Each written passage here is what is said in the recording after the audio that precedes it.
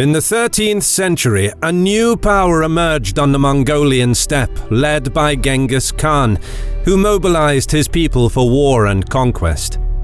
He carved out a vast empire, and upon his death in 1227, his descendants carried on his mission to conquer the world, leaving a permanent mark on history, one characterized by slaughter, destruction, and savagery. Forays into Europe reached all the way into Poland, Hungary, and the Balkans, while the advance into the Middle East brought the Muslim communities to the brink of extinction. Now, the Mamluk Sultanate stands as the last bastion of Islam against a feared Mongol horde. The battle that will change the course of history is about to take place. In Egypt, the Mamluks were a warrior caste of slave origin, trained from a young age as warriors that were very capable in battle, forming a military elite of Ayyubid sultans of Egypt and Syria. Over time their power grew, and by 1250 they overthrew the Ayyubids and formed the Mamluk Sultanate. 10 years on, as the hot summer of 1260 rolled on, Cairo was the glistening jewel on the banks of the River Nile.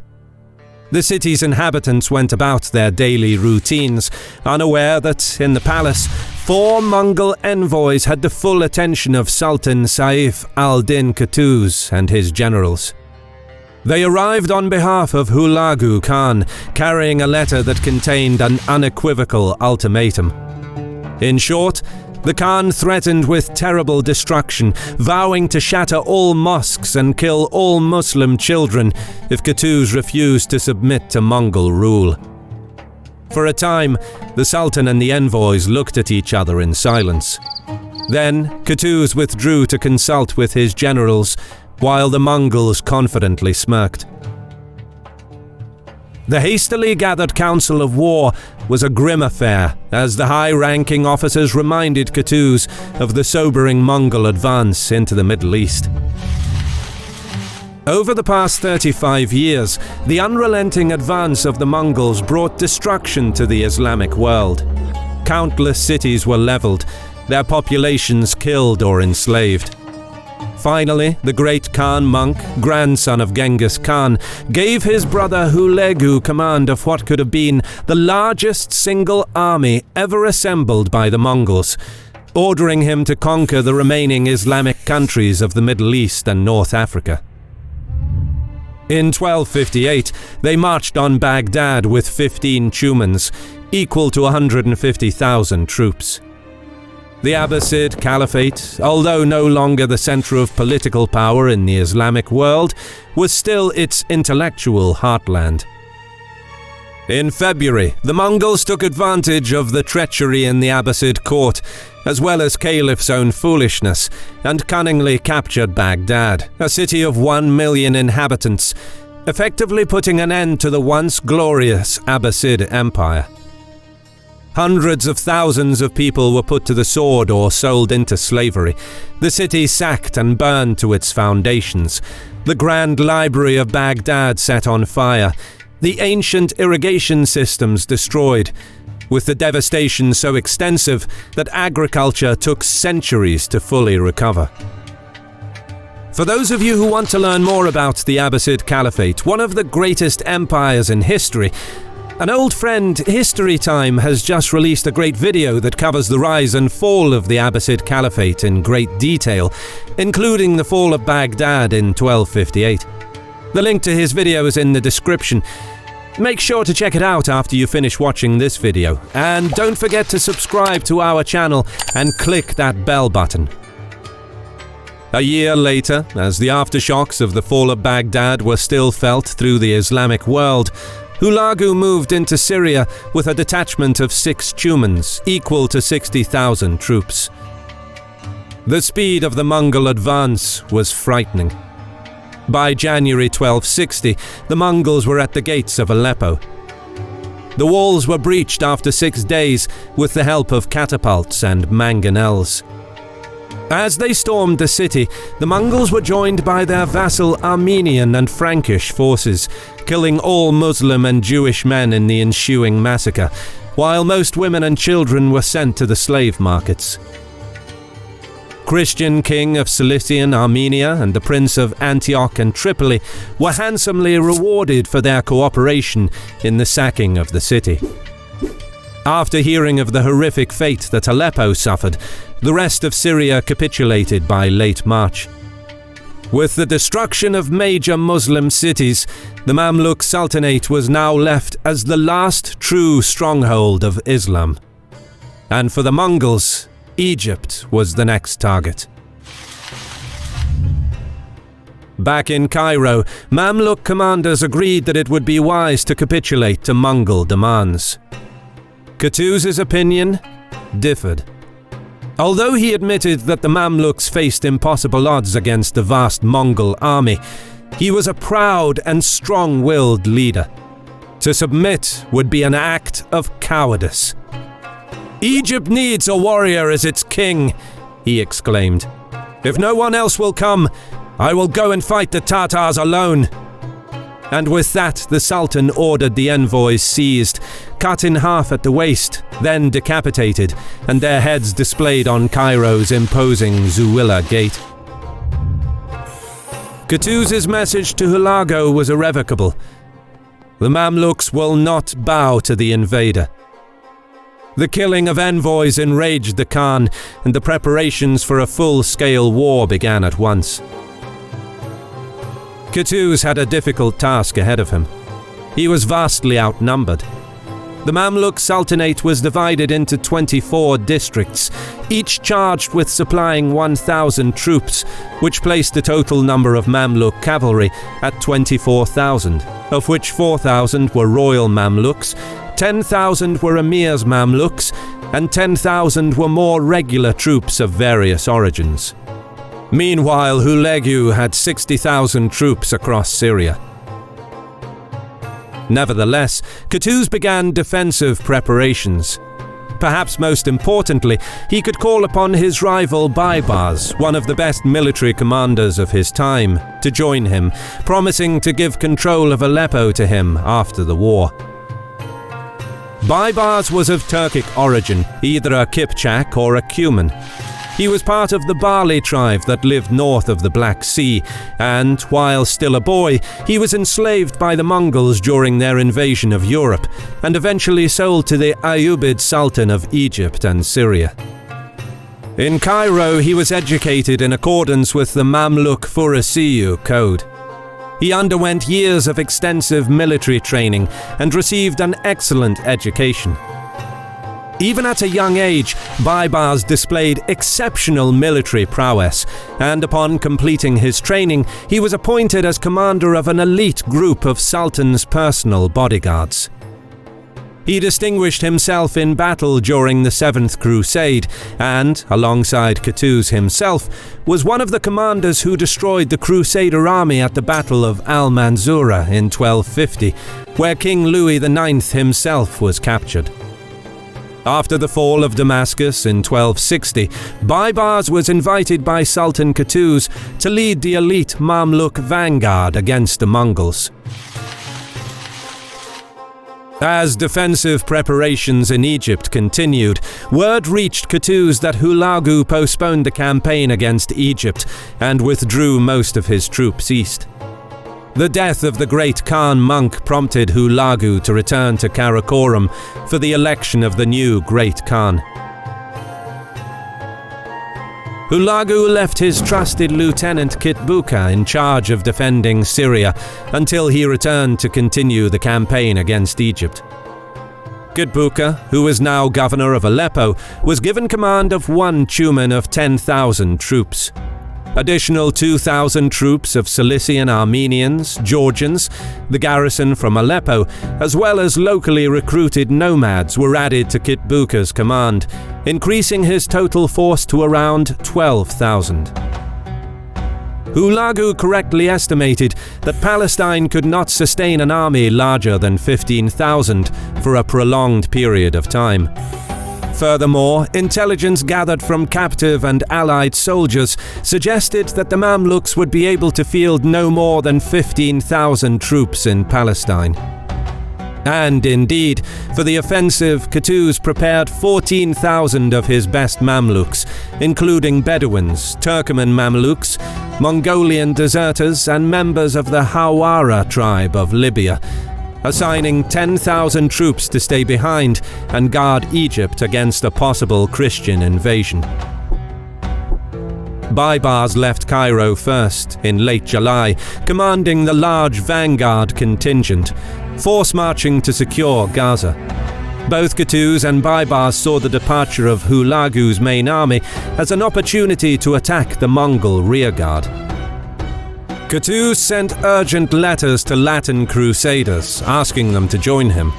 However, the crusaders, fearing excommunication as well as Mongol reprisals, opted for the middle ground by giving the Mamluk army safe passage and allowing them to purchase supplies as they passed through Christian territory.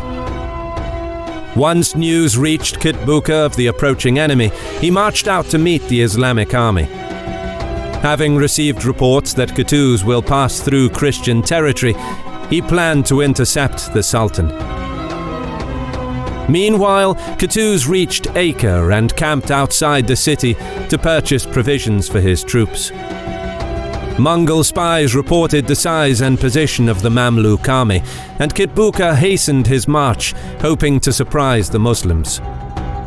The Mongols marched along the eastern side of Lake Tiberias. Once they passed the lake, they crossed the River Jordan and proceeded west towards the Spring of Goliath, where, according to legend, David slew Goliath.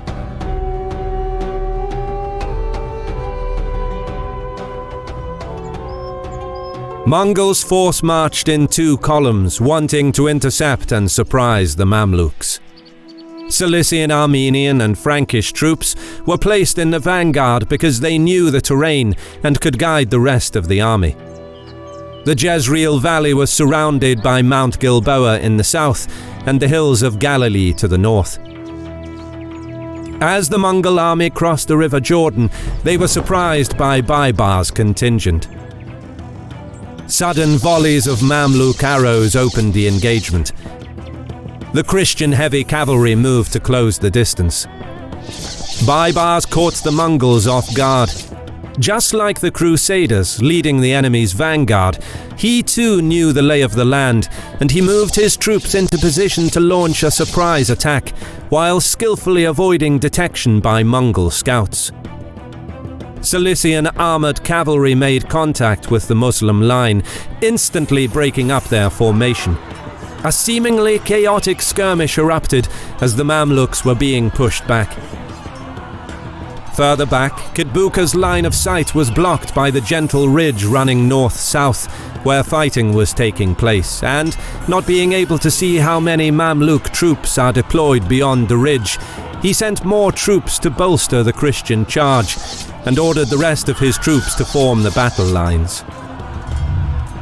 With Baibars' exceptional leadership, the Mamluk vanguard is able to maintain discipline during a series of maneuvers, rotating between intense brief hand-to-hand clashes, followed by short retreats and arrow volleys, thus managing to hold back the entire Mongol army with a significantly smaller force, while gradually giving ground to the enemy.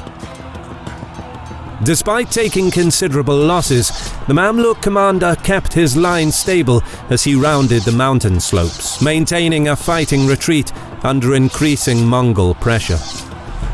Baibars' troops have reportedly used early forms of handguns to shoot at the enemy.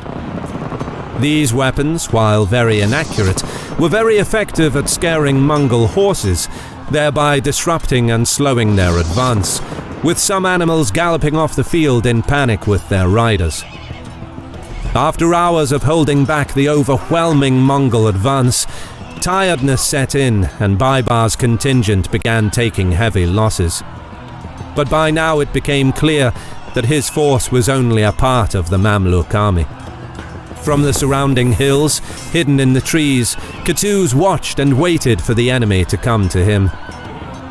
Seeing the Mongols pushing Baibars back, Qutuz bolstered the morale of his troops with a rousing speech, which historians say elicited tears from the eyes of his soldiers, and he reminded them of the Mongol savagery, saying, "There is no alternative to fighting except a horrible death for all of you, your wives and your children." Qutuz ordered an all-out charge, aiming to finish off Baibars' vanguard before they could rejoin the main Mamluk force. Qutuz countered by ordering his right flank to charge out of the tree line into the Mongol left. Recognizing that he is surrounded on three sides, Qutuz ordered his troops to charge, shoot and break away in an attempt to lure the Mamluks into giving chase. But Baibars and Qutuz recognized the feigned retreat ruse. They ordered the men to hold their ground and shoot their arrows at the enemy from where they stood. Aware that Mamluk bows and arrows are much deadlier at longer range, and seeing that the feigned retreat didn't work, Qutuz quickly adapted. He ordered the bulk of his cavalry to swing across the valley and charge the Mamluk left flank, while instructing the rest of his troops to close ranks and hold against the Mamluk center and right flank. His plan was to use the gentle slope to mount a mass charge that will smash the Mamluk left flank and encircle their army. As Qutuz's left flank met the Mongol charge, they were in trouble almost straight away. By overloading the flank, the Mongols pushed back the Muslim line. Seeing that his left flank is in danger of collapsing, Qutuz ordered a detachment of troops to follow him, and he rushed to reinforce his troops. In the center, Baibars consolidated his lines after his fighting retreat and began pushing back the Christian heavy cavalry. The fighting was bloodiest in the center as the mounted Mamluk and Crusader troops locked in bitter hand-to-hand combat. Baibars personally led his contingent from the front, urging his men to defend their country against the invader. Meanwhile, Mamluk's left flank was in dire straits. Sections of the line faltered under the weight of the Mongol attack, and some troops began fleeing. As the Mamluk left flank began collapsing, the Mongols pressed forward, seeing their chance to rout and envelop the enemy. Galloping up the hill, Qutuz urged his men to stand and fight as he rushed to shore up the ranks. He took off his helmet so that his soldiers could recognize him. "O Islam!" he shouted 3 times, and charged into the enemy line with his personal retinue. This act of courage invigorated the troops, who rallied to his banner. After another hour of fighting, the Mongol push slowed as the Sultan managed to stabilize the flank. Qutuz now found himself in a dangerous situation. When his attempt to overrun the Mamluk left stalled, his own position became exposed after he sent his last reserves to try and stop Baibars' attack in the center. Seeing that the Mongols have committed all of their troops, Baibars sent urgent messages to the right flank, ordering them to push the Mongols at all cost, seeing his chance to encircle them from the right. Meanwhile, more troops reinforced the Mamluk left flank, and Qutuz at last managed to turn the tide. Less suited to hand-to-hand combat, the Mongols could not withstand the determined Muslim cavalry, and, despite their numerical advantage, they began falling back. Qutuz's other flank also began collapsing inward, and now the danger was real that his position would soon be completely surrounded. One of his officers suggested to him to retreat, but Qutuz replied, "We must die here, and that is the end of it. Long life and happiness to the Khan." And with those words, he too joined the fighting. Bolstered by the presence of their commander, the resolve of the Mongol troops hardened. But as the Mamluks encircled the invaders, Qutuz was captured by Baibars' troops amidst the fighting. By now, the Mongols were tactically outmatched on the field, and seeing their leader fall into enemy hands, they realized that the battle was lost. The rest of Qutuz's troops began breaking out and retreated towards Besan. On that day, the Muslim army achieved a great victory at Ain Jalut.